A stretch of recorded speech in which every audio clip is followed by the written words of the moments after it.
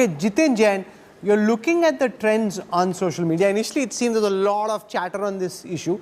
Then the open source investigation that I looked at done by Kamaljit Sandhu and our OSIN team seems to suggest that a lot of this chatter seems to be organized out of Pakistan. What are you picking up? Rahul, I would like to recall the op-ed I wrote for India Today about the disinformation campaigns being run by ISPR against India in the last 4 years.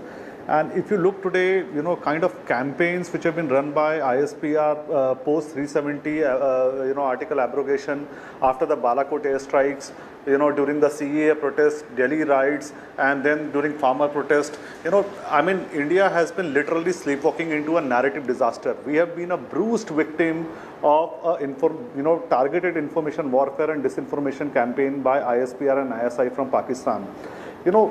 Article 370 and the reaction of Muslim world was a shock for them. They could not digest the fact that India's ties with Islamic countries in the Middle East were evolving, increasing, and they were not willing to stand up for Pakistan after 370.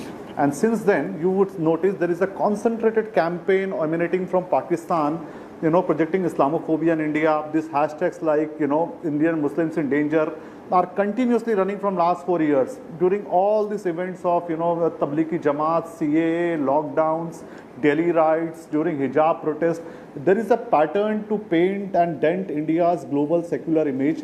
There is a concentrated campaign to destroy India's secular credentials and evolving image in the Middle East, especially in the Muslim countries. You take the example of Muhammad Shami, that, way he was trolled on Twitter after India lost to Pakistan. 80% tweets initially came from Pakistan. It was our people who walked into the narrative disaster. You take example of this Nupur Sharma episode. In the first 24 hours, I analyzed 70% tweets have come from Pakistan, 20% from UAE and America using the proxy. How do you know that 70% are from Pakistan, Qatar, Indonesia and this Middle East. No, we have analyzed. I have the quotes. Anybody in OSINT can analyze the hashtag boycott India and you can see what is there. Now the point is, not even 4% tweets came from Middle Eastern countries. This is all Pakistan pushing edited videos, images, propaganda in Middle East, making fake handles. This happened during Delhi protest also. They created fake handles of Saudi princes. They created fake handles of, many Muslim leaders in Iran. It has happened for last 4 or 5 years, and our agencies, we are facing this not because of the great competence of our adversary. It is because of the inertia of our own babus, who are not just willing to accept and respond to this brazen information warfare against India. And no matter how many corrective steps we take after the incidents are done, the damage by these narratives, disasters, denting of India image damage is already done. And the biggest casualties is India's foreign policy in Middle East. Rahul, you take example of, I think we discussed on your channel, several thousands of handles which are created from Pakistan during Delhi riots. They posted fake news like how Muslim women were evicted, how Delhi police was killing Muslim children by cyanide gas, all fake tweets. And handles were created, disinformation was posted, and then propagated by leaders like Rahman Malik from verified handles, and then those handles were deleted. Now the point is, India has to stand up, India has to accept that we have been targeted, and India has to expose these campaigns of ISPR in Pakistan. Otherwise, you let 2-3 years more come, and you will find these religious frictions in Indian society, more riots, more hate campaigns, more speech.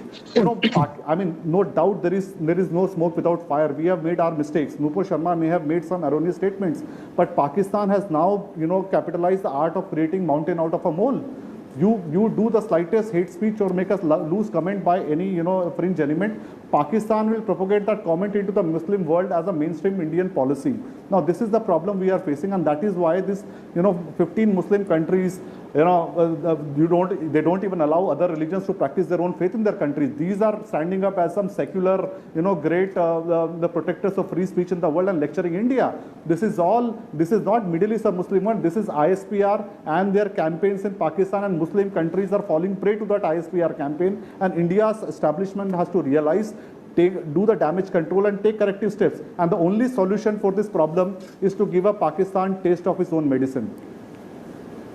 How do you propose that be done? Expose them every day.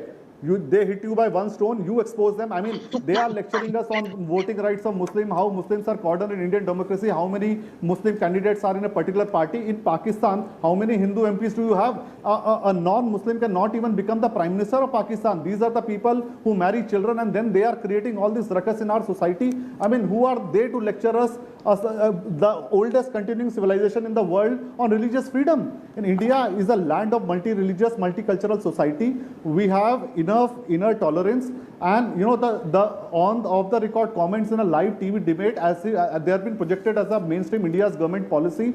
And this is not one incident, Rahul. You take the example of hijab controversy. You analyze how many tweets came from Pakistan. I mean, and forget after 370, you know, the tweets like, you know, Kashmiri policemen have killed 500 soldiers. Indian army has killed 5,000 Kashmiris. All this fake news has been emanating from Pakistan. You take the example of farmer protest. Most of the fake handles which government wanted to block were run by ISPR. I mean, anybody could social engineer and send them a fake link and track their IPs. Everything Hamza Masood, you're listening.